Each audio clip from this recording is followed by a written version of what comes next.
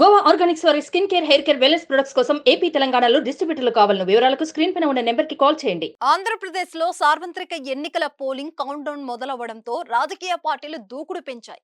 గడువు సమీపించింది. ఎన్నికలకు ఎంతో సమయం లేదు. ఇంకో 8 రోజులు మాత్రమే వ్యవధి ఉంది. ఈ నెల 13న రాష్ట్ర వ్యాప్తంగా 175 అసెంబ్లీ, 25 లోక్సభ నియోజకవర్గాలకు ఒకే రోజున పోలింగ్ ప్రక్రియ పూర్తవుతుంది.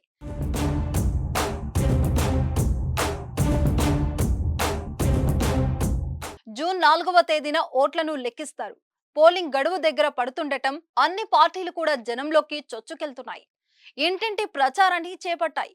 కీలక నియోజకవర్గంలో కాంగ్రెస్ పార్టీ సైతం తన ప్రచార ఉధృతిని పెంచింది. ప్రత్యేకించి రాయలసీమ జిల్లాలో కాంగ్రెస్ తన ఉనికిని చాటుకునేలా కనిపిస్తుంది. కడప లోక్సభ అభ్యర్థిగా పోటీ చేస్తున్న పిసిసి అధినేత్రి వైఎస్ షర్మిల తన సొంత జిల్లా నియోజకవర్గంపై దృష్టి పెట్టారు. నియోజకవర్గం పరిధిలో విస్తృతంగా పర్యటిస్తున్నారు. తన అన్న జగన్మోహన్ రెడ్డిని లక్ష్యంగా చేసుకుని ఆమె ఎన్నికల ప్రచార కార్యక్రమాల్లో దూసుకెళ్తున్నారు. మాజీ మంత్రి వైఎస్ వివేకానందరెడ్డి హత్య కేసును షర్మిల పదే పదే ప్రస్తావిస్తుండటం ప్రాధాన్యతను సంతరించుకుంటుంది. ఈ క్రమంలో షర్మిలపై కడప జిల్లా బద్వేలులో కేసు నమోదైంది.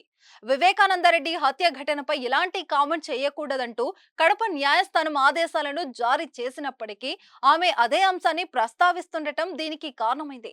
వైఎస్ఆర్సీపీ నాయకుల ఫిర్యాదు మేరకు బద్వేలు పోలీసులు షర్మిలపై కేసు నమోదు చేశారు.